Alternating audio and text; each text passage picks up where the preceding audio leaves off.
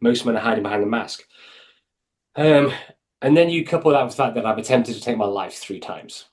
So the first time was when I was in the forces, and I just I took an opportunity. I was planning to die by suicide. I had a date in mind and everything else, but then we were getting close to that date, and a moment presented itself, and I just tried to take it.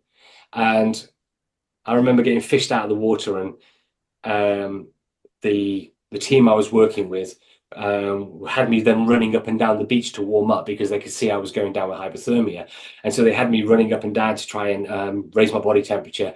And I remember the paramedic was saying, "My gosh, this was so close! It was a near miss," and he was already writing the forms out and putting down, "This is a training exercise gone bad." And I was like, "Okay, I'll accept that." Because the last thing I needed was them to realize that I'd done that on purpose. Because I would have to have admitted that I had a problem. Then I would have then had to have spoken about, and then would have felt like a burden because they would have gone, "All right, we need to take care of you," and I would have had to go through that whole process. But more importantly, I felt like a failure. I felt like a right loser. The one thing I had control over was whether I lived or whether I died. I couldn't even get that right. So, gosh, so I just buried that as well.